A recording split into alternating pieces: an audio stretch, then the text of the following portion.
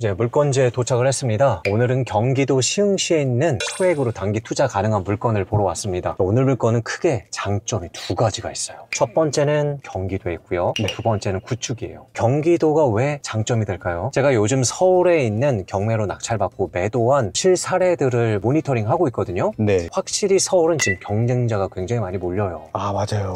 특히 화곡동, 은평구 사람들 엄청 몰리거든요. 경쟁자가 몰리다 보니까 수익률이 확실히 떨어집니다. 반면에 경기도에서 낙찰받고 매도한 사례들 보면요, 우리 회원님들의 사례도요, 수익률이 오히려 더 좋은 거예요. 이제 요즘은 경기도가 강점이지 않나 라는 생각이 듭니다. 경기도 아무 곳에나 하면 안 되겠죠? 네. 제가 수업 시간에 말씀드린 딱 그 지역에서만 하셔야 돼요. 근데 구축은 왜 장점이에요? 구축이 장점이라기보다 저는 구축을 선호합니다. 어떤 분은요, 빌라 같은 경우에는 준신축 5년 이내, 10년 이내 깨끗한 것만 보라고 하거든요. 네. 그거는 경매에서 경험이 없으신 분이 하는 얘기인 것 같아요.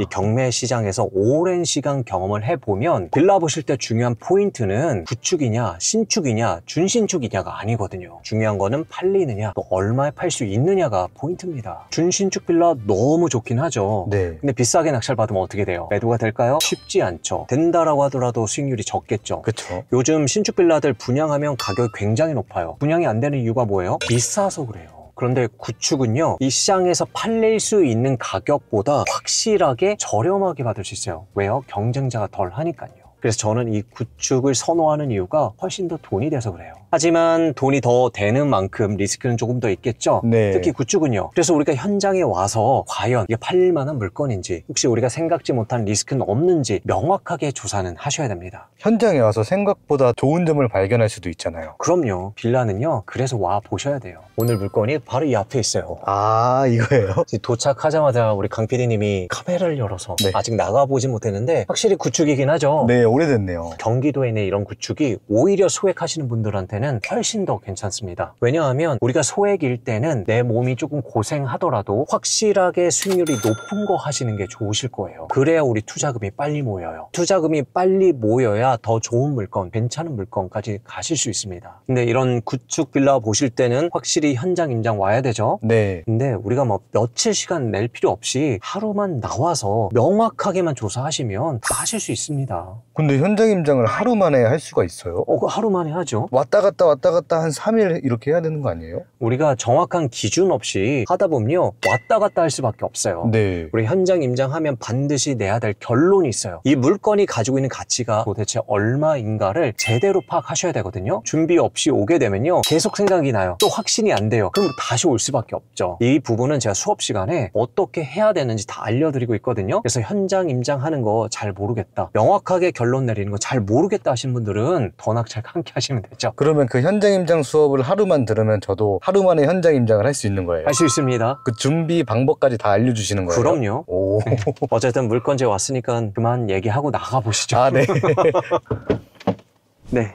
오늘 물건이 바로 앞에 있죠? 네. 물건 소개에 앞서서 현재 이 물건이 있는 곳을 조금 더 설명을 드리면요, 여기가 시흥시 신천동입니다. 신천동? 네, 신천동은요, 서해선 신천역에서 좀 가까워요. 물론 오늘 물건은 이 서해선 신천역에서 도보로 한 15분 이상 걸립니다. 걸어 다니기에 좀 부담스럽죠? 네. 이런 날씨에는 좀 힘들 수도 있겠죠. 힘들죠. 하지만 마을버스가 있어서 5분이면 갈 수 있어요. 오. 그리고 이 서해선의 장점 뭐예요? 1호선, 7호선, 5호선, 9호선 공항철도역까지 연결이 되죠. 그러면 서울로도 출퇴근이 가능하죠. 그리고 이 신천동 바로 옆이 은계지구예요. 이 은계지구에서 은근히 서울로 출퇴근하신 분들도 굉장히 많습니다. 뿐만 아니라 이 신천동 인근에 인천에 사시잖아요. 네. 인천 남동 국가산단 가기도 편하고요. 그리고 안산에 가면 시와나 반월공단 가기도 편한 위치에 있어요. 아, 맞아요. 그래서 일자리 접근성은 괜찮다라고 보시면 됩니다. 그리고 신천동이 굉장히 크거든요. 네. 근데 신천동 안에서도 오늘 물건이 있는 곳은 남동 쪽에 가까워요. 아. 이 남동 쪽 바로 옆에는 은행동이 있습니다. 네, 이 은행동은요, 현재 재개발 구역으로 막 묶여 있어가지고 아파트가 올라가고 있어요. 이미 좀 올라가고 있는 에피트 아파트도 보이죠? 아, 입주한 거예요? 올해 입주입니다. 그리고 이뿐만 아니라 그 뒤쪽으로 시흥 럭데캐슬 시그니처 대단지 아파트가 올라가고 있고요. 그 뒤로도 1구역, 2구역 이렇게 묶여 있습니다. 그럼 장점이 뭘까요? 이 신천동도 지금 보시는 것처럼 구축, 아파트, 빌라, 다가구가 엄청 많죠? 네. 굉장히 굉장히 오래된 구도심이에요. 그래서 구도심에만 있는 이런 생활권, 상권들은 또 잘 되어 있죠. 다만 바로 옆에 신축 아파트가 들어선다, 신축 인프라까지 같이 공유할 수 있는 굉장히 적합한 위치에 있습니다.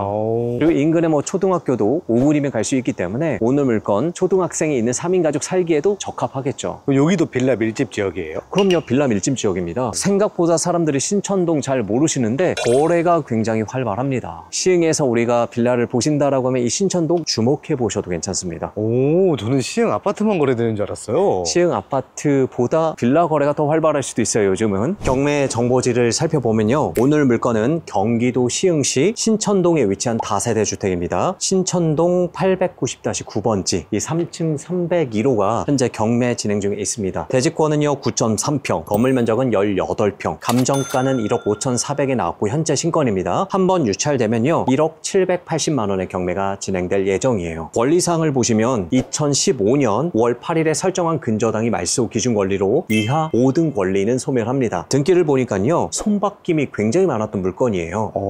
현재 소유자는요 2015년도에 해당 빌라를 1억 3천에 매수를 하셨습니다. 매수 당시에 손해보험사를 통해서 대출을 일으키셨거든요. 근데 원리금 상환이 좀 안 되셨던 것 같아요. 현재 이 손해보험사에 의해서 경매가 진행 중에 있습니다. 매각 물건 명세서상에 보니까 점유자가 2명이 있어요. 2명이나요? 한 명은 대항력이 있고요, 한 명은 대항력이 없습니다. 대항력이 있으신 분은 현 소유자가 매수하기 전부터 전입을 하고 계셨던 분이에요. 그러면 누굴까요? 말소를 안 시킨 건가요? 말소 안 시키신 것 같아요.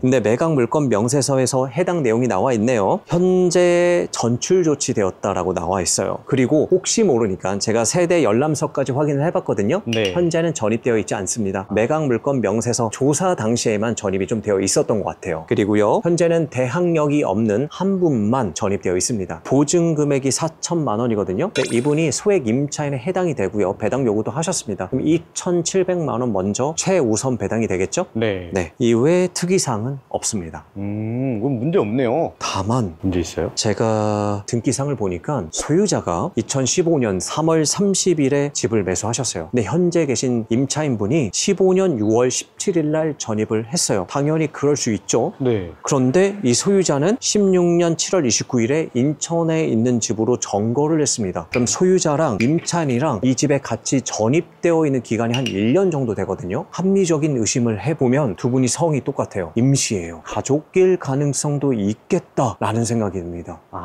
이거 우리 어떻게 확인할 수 있어요? 간단합니다. 어떻게요? 301호에 방문해서 벨을 눌러보시면 됩니다. 여쭤보는 거예요? 그럼요. 현재 물건에 전입하고 계신 분을 만나보는 수밖에 없죠. 이것도 소액 임차인이시니까 명도 확인서랑 인감증명서 필요할 거 아니에요? 당연히 필요합니다. 그러면은 안 알려줄 이유가 없으시겠네요. 없고 명도하기에도 우선권은 우리한테 있을 수 있죠. 네. 그리고 오늘 물건 301호거든요. 네. 우리 물건 보실 때 구축 빌라잖아요. 네. 뭐가 중요할까요? 샤시? 샤시, 인테리어 여부가 팔리는지 안 팔리는지에 중요하진 않아요. 그래요? 그거는 우리가 낙찰받고 추후에 조금 더 잘 팔기 위해서 인테리어를 하시면 되는 거고요. 구조. 구조 굉장히 중요하고요. 또요, 주차장, 누수 그리고 있는지. 몇 층인지, 또 누수 여부도 또 판단하셔야겠죠? 네. 왜냐면 이거 겉보기에도 굉장히 오래되어 보이는 빌라예요. 맞아요. 사용 승인일을 보니까 96년도입니다. 그럼 29년 됐어요. 내년이면 이제 30이에요. 저보다 나이 많아요. 저보다도 많아요.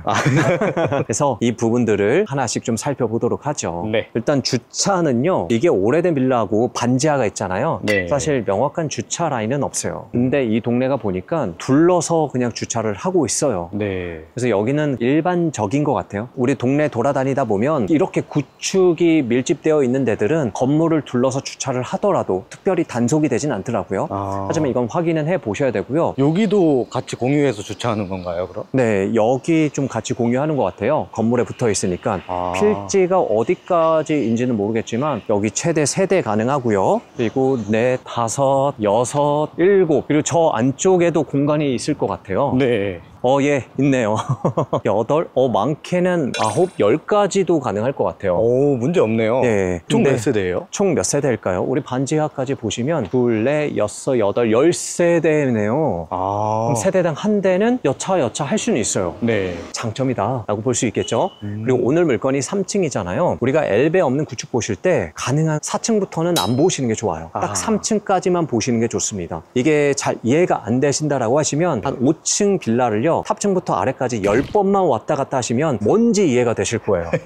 물론 4층, 5층이 거래가 안 되는 건 아니지만 조금이라도 쉽게 단기 매도하기 위해서는 3층까지만. 근데 오늘 물건 보시면 반지하가 있잖아요. 네. 1층까지 반계단이 있어요. 엄밀히 말하면 3층이라기보다는 3.5층에 가깝습니다. 그래서 여기까지는 이제 마지노선인 거죠. 그리고 우리 수리 여부도 한번 판단해 보시면 오래된 빌라이기 때문에 202호 같은 경우에는 샷이 한번 싹 바꿨죠. 네. 깨끗합니다. 근데 우리 301호 보니까 일단은 거실 창은 알루미늄 창으로 돼 있어요. 그러네요. 그리고 그 옆은 PVC로 바꾸긴 했습니다. 언제요? 아주 오래전에 바뀐 것 같아요. 그리고 옆에도 한번 보시죠. 이쪽이 거실이죠? 네, 이쪽이 거실입니다. 근데 지금 이 시간에 해 들어오는 거 보니까 남양 같은데요? 확실히 남향으로 보이는데 체크 한번 해봐야겠죠. 이쪽 측면도 PV 샤시로 바뀌어 있긴 하지만 절대 최근 게 아닙니다. 그래서 샤시까지 전체적으로 수리한다라고 생각을 하셔야 될 것 같아요. 그리고 강 PD님이 중요한 포인트, 향이 어디냐? 라고 물어보셔서 특별히 제 핸드폰으로 나침반 앱으로 향을 한번 확인해 볼게요. 거의 남향에 가깝네요. 아, 그러네요. 네, 그래서 햇볕이 굉장히 잘 들어와요. 또 이쪽 방 쪽 창은 또 동향이어서 해는 굉장히 잘 들어옵니다. 그리고 이 빌라 같은 경우에도 층당 2개 호실 연립주택 형태로 되어 있어요. 네. 그래서 뒤쪽 창도 열어놓으면 통풍은 또 굉장히 잘 될 것 같아요. 그리고 우리 3층에서 바라봤을 때 이 빌라도 그렇고 이쪽 빌라도 그렇고요. 건축선 후퇴를 조금 했어요. 그래서 막히는 뷰가 거의 없고요. 저쪽 창에서 보시면 이쪽으로도 뚫려 있고 이쪽으로 뚫려 있는 뷰가 보이기 때문에 답답하진 않을 것 같아요. 괜찮죠? 그리고 빌라에서 나와서 좀 심심하다 하시면 옆에 바로 또 초록초록한 공원들이 보입니다. 그래서 산책하기에도 괜찮다. 그리고 29년 된 빌라이긴 하지만 지금까지 우리가 둘러서 빌라들 쭉 봤잖아요. 네. 이 동네에서 이 정도의 컨디션이라고 하면요, 보통이에요. 일반적이에요. 보세요. 오늘 빌라보다요 조금 더 신축에 가까운, 준신축에 가까운 빌라들이 보이나요? 안 보여요. 그거 좀 비슷하죠? 넘어서는 더 오래된 것도 보이고요. 옆에 빌라는 연세가 더 많으신 것 같아요. 네. 얘는 거의 한 40년 된 것 같아요. 이 동네에도 사람이 살아요, 안 살아요? 살죠. 한랭가인가요? 아니요. 아니죠. 이 동네에서 사시는 분들에게 딱 맞는 컨디션이 되죠. 거기서 우리가 일부 수리만 하신다라고 하면 괜찮은 가격에 받을 수 있겠죠. 내부로도 한번 들어가 볼까요? 네. 입구부터 굉장히 오래됐다라는 느낌이 드는 게 밟는 순간 정말 평평하지 않게 해졌습니다.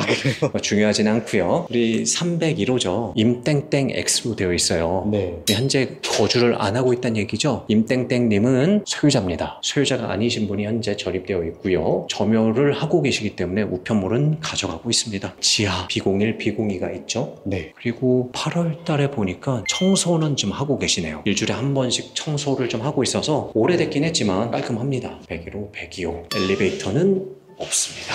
계단이 좀 울퉁불퉁하긴 하죠. 네. 그리고 확실히 오래된 느낌이 있긴 합니다. 201호, 202호는 시건 장치를 바꿨어요. 네. 요즘 걸로. 그럼 거의 내부를 손댔을 가능성이 있죠. 아까 202호는 샤시로 깨끗했잖아요. 근데 계단이 높지가 않네요. 층고가 그렇게 높지 않을 수 있어요. 우리 3층에 보니까 301호, 302호가 있죠. 301호는 아래층 대비해서 시건 장치랑 바꾼 게 없어요. 겉에 외관상으로도 수리된 게 전혀 없는 것 같아요. 202호 같은 경우에는 벨도 바뀌었죠. 네. 여기는 예전 벨 그대로예요. 그러면 내부는 수리가 안 되어 있겠죠? 네. 중요한 건 만나보면 좋긴 한데 안 계시나 봐요. 일단 올라가 보시죠. 그리고 4층 동일한 구조로 돼 있고 스위치는 날라가 있고요. 그리고 확실히 옛날 빌라답게 물탱크가 있습니다. 옥상은 두 군데로 나뉘죠. 근데 지금 옥상 올라오니까 위쪽에 열기가 느껴지지 않아요? 네. 뜨거워요. 아이고야, 구축의 4층은 힘들어요. 그리고 옥상입니다. 그래도 나름 몇 년에 한 번씩은 관리를 하고 계신 것 같아요. 이런 구축 옥상 올라가 보면 아예 다 바뀌어져가지고 그냥 시멘으로 되어 있는데도 굉장히 많거든요. 맞아요. 나름 신경 써서 관리를 하고 있어요. 네, 반대쪽은 잠겨 있습니다. 여기까지 우리 확인을 했고요. 내려가서 좀 정리 후에 부동산도 한번 들려보시죠. 네. 자, 이제 내려와서 현재 해당 매물에 실거래가 있는지 확인을 해봤습니다. 2층에 거래가 됐거든요. 근데 평수를 보니까 2호 라인하고 1호 라인하고 면적이 좀 달라요. 근데 실면적의 면적을 보니 1호 라인이에요. 근데 2층 보시면 수리가 되어 있을까요? 안 되어 있어요. 외관상 지금 보기에는 3층하고 별반 다르진 않아요. 실외기 보니까 최근에 에어컨은 하신 것 같아요. 이사 들어오시면서. 그 외에 거실은 알루미늄 창으로 되어 있고요. 내부 샤시는 PVC로 되어 있고요. 최근에 바꾼 것 같지는 않습니다. 외관상 지금 보이는 거는 조금 오래되어 보여요. 그리고 아래도 PVC 샤시긴 한데 좀 오래되어 보이고요. 뒤쪽 발코니가 있는 것도 수리가 딱히 되어 있어 보이진 않습니다. 그러면 얼마에 매도가 됐을까요? 한 1억 3천에 매도가 됐습니다. 그럼 수리 안 한 기준으로 1억 3천에 거래가 됐다는 얘기인 거죠. 수리하면요? 1억 5천까지는 가능하지 않을까요? 5천 이상은 될 것 같은데 오.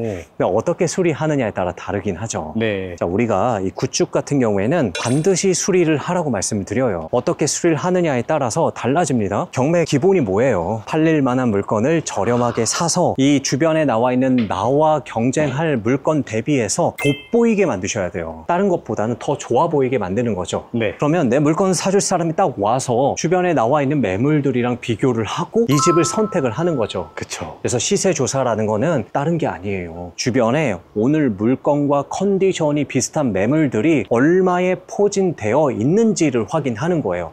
어차피 내가 낙찰받고 매도한다라고 해서 부동산에 던져 놓으면 지금 내가 확인하는 매물들과 경쟁을 해야 되잖아요. 그럼 내가 어떻게 요리를 하느냐에 따라서 이 물건이 얼마에 팔 수 있는지도 정해지는 거죠. 그래서 수리를 하셔야 된다. 그러네요. 수리를 어떻게 하느냐에 따라서 또 빨리 팔릴 수도 있는 거네요. 그럼요. 어쨌든 우리 부동산에 들려서 가격 조사도 한번 해보시죠. 네.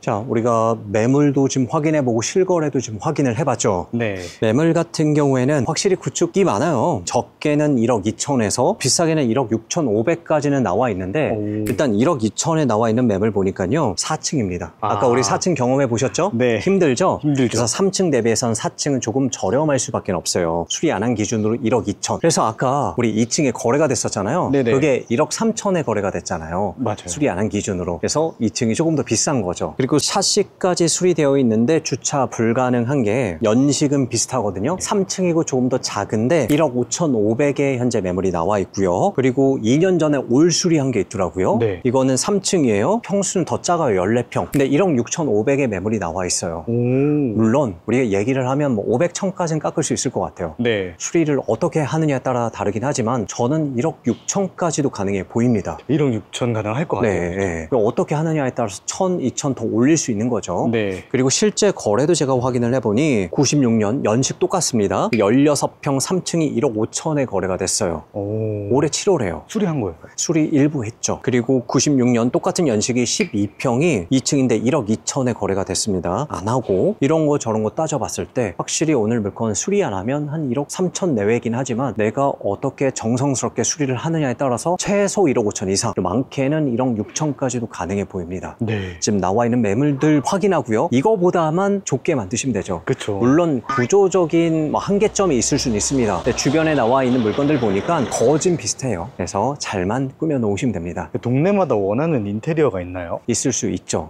근데 사람 보는 눈 다 똑같거든요. 다만 동네마다 상한선은 있어요. 아. 내가 이 3층을 아무리 막 5천만 원, 1억 들여가지고 해놓는다라고 해서 이 동네에서 저 물건이 막 2억 5천에 3억에 거래되진 않죠. 아, 그러면 너무 과하게 하면 안 되겠네요. 네, 이 동네의 상한선에 맞게 적절하게 하신다라고 하면 여기서도 우리 마진이 생깁니다. 그래서 이렇게 우리 시뮬레이션 좀 해보시면 오늘 물건 그래도 1억 6천에 매도한다라고 가정할게요. 수리하고요. 네네. 수리를 해야 되니까 우리가 얼마에 낙찰받으면 좋을까요? 1억 2천? 근데 수리 안 하고 1억 3천이니까 아, 그러네요. 1억 1천에는 받으셔야죠. 1억 천에 맞아요. 많이 높여 쓰더라도요. 네네. 80% 대출 나오면요. 초기 투자금은 2,200만 원, 취득록세 포함해서 2,400만 원이면 오늘 물건 취득할 수 있습니다. 다만 초기에 수리비가 들어가죠. 네. 일단은 이자비도 한 200, 수리비는 한 1,500 정도면 충분할 것 같아요. 여기서 샤시 같은 거 막 1군 이런 거 하실 필요 없어요. 제가 수업 시간에 말씀드린 대로 2군 이런 거 하셔도 됩니다. 네. 요즘 중국 것도 굉장히 잘 되어 있어요.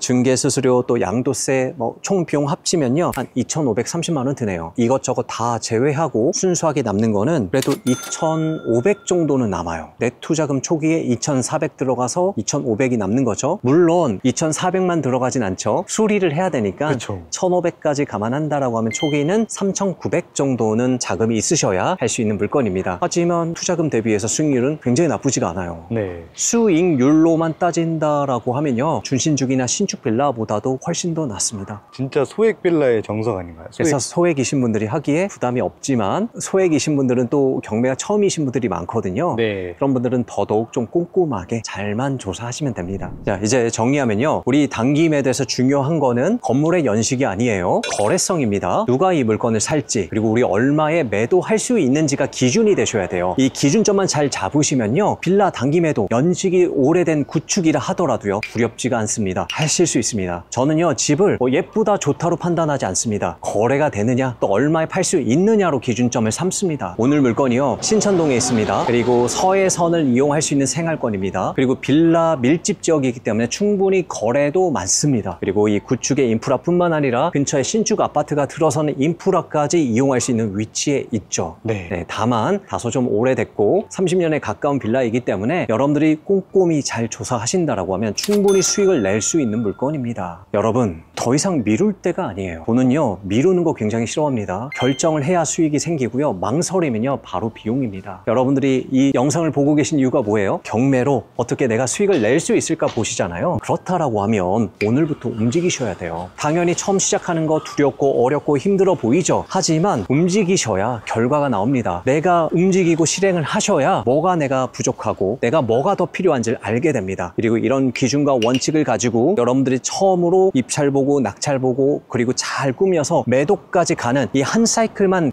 경험하신다라고 하면 그 다음부터는 세상이 달라집니다. 네. 그 다음부터는 물건이 쉬워져요. 지금은 안갯길을 걷는 것 같겠죠? 하지만 이게 환하게 보이는 때가 옵니다. 그거는 경험을 통해서 할 수 있는 거예요. 그래서 경매는요, 앉아서 이론으로 공부하려고 하시면 안 됩니다. 반드시 실전을 하셔야 되는데 그 실전 시작하기가 어려우신 분들은 더 낙찰과 함께 하시면 됩니다. 네. 왜냐면 실전 교육으로 그리고 평생 멘토링으로 여러분들의 어떤 두려움들, 여러분들의 어떤 어려움들 끝까지 함께 할 거기 때문에 그래요. 그래서 관심 있으신 분들은 위에 연락처로 전화를 주시면 되겠죠? 네. 오, 이제 막 햇볕이 사라지네요. 구름 속에 햇볕이 사라졌어요. 굉장히 더운 날씨에 여러분들 고생 많으시겠지만 힘내시고 화이팅 했으면 좋겠습니다.